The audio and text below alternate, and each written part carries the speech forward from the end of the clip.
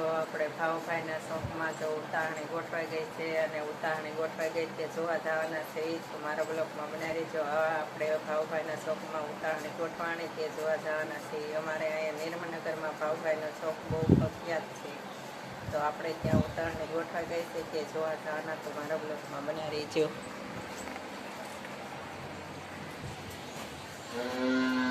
જો કેવો તડકો નીકળ્યો છે.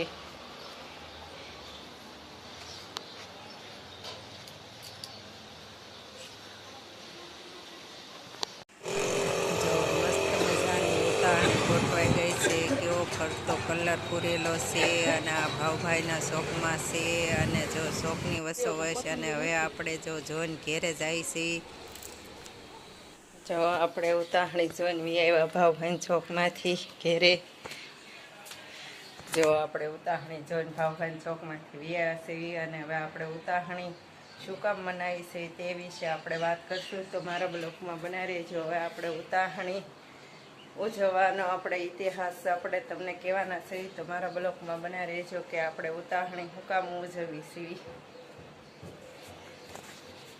આજ હોળી છે. હોળીના દિવસે જો ખજૂર ખવાય છે અને ધાણી ખવાય છે અને ડાળિયા ખવાય છે. તો આજ બધાને હાપી હોલી. જો આજ હોળી છે તો આજ બધાને હાપી હોલી. આજ હોળીના દિવસે જો હોલિકા દહન થાય છે. આપણે તહેવાર ઉજવવામાં આવે છે. ફાગણ મહિનાની પૂનમને દિવસે આ તહેવાર ઉજવાય છે. અને આપણે જો નિર્મનગરમાં રહીએ છીએ ભાવભાઈના શોખમાં હોળી થાય છે તો આપણે ત્યાં જોવા જવાના છીએ. તો મારા બ્લોગમાં બન્યા રહેજો. અને હોળિકાનો મહિમા એવી રીતે છે કે હિરણ્યકશ્ય નામનો એક રાક્ષસ હતો અને એમને એક પુત્ર હતો. તેમનું નામ પ્રહલાદ હતું. પ્રહલાદ ભગવાનનું નામ લેતા હતા. તો હિરણ્યકશ્યને મુંદળ ગમતું નહોતું. તો એને મારી નાખવા હાટો થઈને એની બેનને બોલાવી અને એની બેનને એવું વરદાન હતું કે અગ્નિ દજાડી ન શકે એવું વરદાન હતું. એટલે લાકડા ગોઠવા લાકડા ઉપર હોલિકાને બિહારી અને એની ઉપર ઘોડામાં પ્રહલાદને બિહાર્યા અને પ્રહલાદને બાળી નાખવાનો પ્રયત્ન કર્યો. પણ જો અસત્યની હાર થઈ અને સત્યની જીત થઈ. પ્રહલાદ જીવી ગયા અને હોળિકા બળી ગયા. અને તેના આપણે આ ઉત્સવ ઉજવવામાં આવે છે. અને અસત્ય ઉપર સત્યની જીત થાય છે અને પ્રહલાદ જીવી જાય છે. તો આવી રીતે દર વર્ષે હોળિકા ઉજવવામાં આવે છે અને આપણે હોળિકા નામે અત્યારે આપણે ઉજવવામાં આવે છે. તો મારા બ્લોગમાં બનાવી રહેજો. આપણે રાતે હોલિકા જગવે ત્યાં આપણે જોવા જવાના છીએ અને તમને બધાને પણ દર્શન કરાવવાના છીએ. અને જો નવા લગ્ન થયા હોય તે ફેરા ફરવા આવે છે અને જેનો છોકરાનો જન્મ થયો હોય એને પહેલી હોલી આવે તો એને તે દર્શન કરાવવા લાવે છે. અને નવા લગ્ન થયા હોય તોય પણ ત્યાં અદક્ષિણા ફરવા આવે છે. અને આપણે પણ રાતે જોવા જવાના છીએ. તો મારા બ્લોગમાં બનાવી રહેજો. જો ઉતારણી પકટાઈ ગઈ છે એટલે આપણે જો ખજૂર ધાણી ડાળિયા લઈ લીધા અને પાણીનો લોટો ભરી લીધો છે. જો ઉતારણી પકટાઈ ગઈ છે ભાવભાઈ ચોકમાં. હવે આપણે ત્યાં દર્શન કરવા જવાના છીએ. તો આપણે હવે ઉતારણી તમને દેખાડવાના છીએ. તો મારા બ્લોગમાં બનાવી રહેજો. હવે આપણે દર્શન કરવા જઈએ છીએ. જો આપણે વસ્તુ લઈ લીધી છે આવી રીતે લઈ જવાના છે. જો અને ફટાકિયા પહેલાં જો ફટાકિયા ફોડ્યા અને પછી જગવી છે. તો હવે આપણે જો ત્યાં જવાના છે આવી રીતે.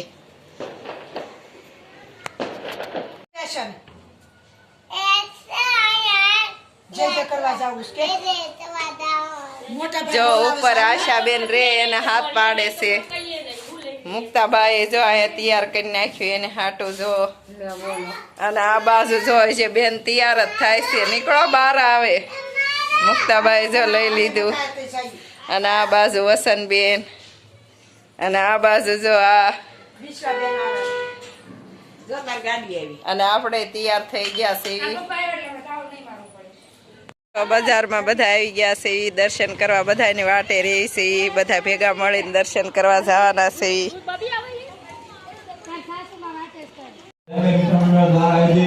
જો હોળિકા પકડી ગયા છે. ઘણા વર્ષોથી હોલિકા દહન મહોત્સવનો કાર્યક્રમ કરવામાં આવી રહ્યો છે. આપણા આજના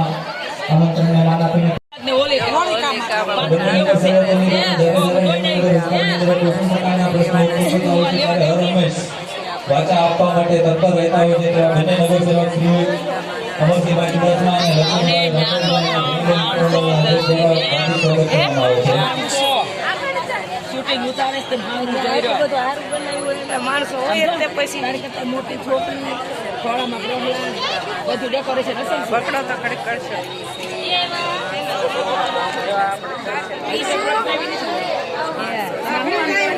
આ કાંઈ નહીં ચાંદલો કરવા ખાલી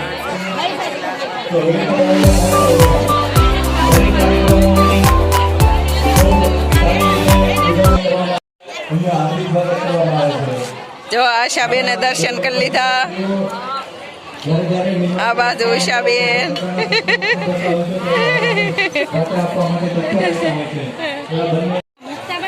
આ વાતું કરે ભાનુબેન ને હારી. રાત અને દિવસ જોયા વગર આ કાર્યક્રમને સફળ બનાવવા માટે જે જહેમત ઉઠાવવામાં આવેલી છે તે માટે પણ અહીંયા જહેમત ઉઠાવવાના અધ્યક્ષ દ્વારા તમામ કાર્યકર્તા ભાઈઓને પણ અહીંયા હાર્દિક સ્વાગત કરવામાં આવે છે.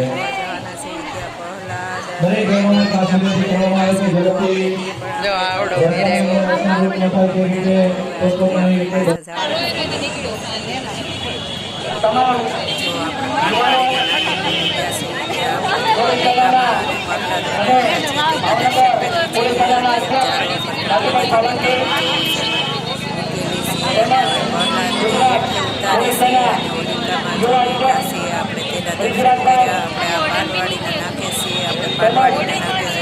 કાર્યક્રમ અંતર્ગત તમામ મંડળને પ્રોત્સાહિત કર્યું છે. કંઈક ને કંઈક રૂપે પોતાનું યોગદાન આપ્યું છે. આ તમામ યોગદાન અમે આગામી દિવસોમાં રોકડિયા હનુમાનજી મહારાજના સાનિધ્યમાં ખૂબ સરસ મજાનો હનુમાનજી મહારાજનો મહોત્સવની અંદર આની રકમ અમે ઉપયોગ કરવાના છીએ. અમારા નામથી કોઈ પણ પ્રકારની પહોંચ લઈ પૈસાની ઉઘરાણી કરતા હોય અને પોતાનું આરોગ્ય સ્વાસ્થ્ય નિરોગી રાખે અને આ અગ્નિની જ્વાળાની અંદર તમામ પ્રકારનો આપણો ભારત માતાજી જય જય શ્રી રામ, જય શ્રી રામ.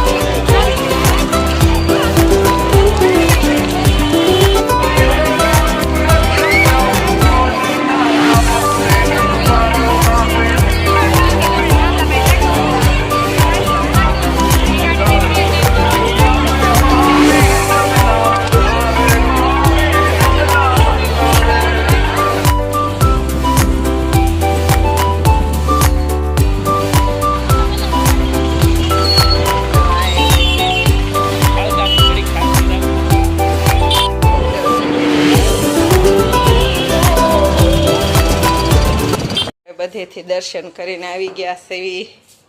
આપણે જો દર્શન કરીને આવીને તે લોટી અહીંયા મૂકીને તે પછી પાનવાડીને નાકે જોવા ગયા હતા. જો લોટી અને આમાં રખ્યા લાયા છે એ સાંડલો કરવા. જો આપણે અહીંયા ભાવભાઈના શોખમાં દર્શન કર્યા. દર્શન કરીને તે પછી પાનવાડીને નાકે આપણને ખબર પડી કે હોલિકામાં બન્યા છે અને ખોળામાં પ્રહલાદને લઈને બેઠા છે તેવું દ્રશ્ય છે પાનવાડી નાકે. તો આપણે ત્યાં પણ જોવા ગયા હતા. ત્યાં આપણે ઘડીક જોયું તો પછી તરત તે એમને ઉતાર લીધા અને પછી હોલિકા તરત પકટાવવામાં આવી હતી. અને પછી નાથી તે સાવડી ગેટે આપણે જોતા આવ્યા. વાટમાં જેટલા હોલિકા ગયેલી હતા ત્યાં બધે આપણે દર્શન કરતા કરતા ઘેરે આવી ગયા છીએ. અને હવે આપણે આ વિડીયોને એન્ડ આપશું. જો તમને આ વિડીયો ગમ્યો હોય તો લાઈક કરો, શેર કરો અને સબસ્ક્રાઈબ કરો. હર હર મહાદેવ. મળીએ નેક્સ્ટ બ્લોગમાં. જય દેવભૂમિ દ્વારકા. અને જો વિડીયોમાં આ વિડીયોમાં કોઈ પણ પ્રશ્ન હોય તો કોમેન્ટ કરવા.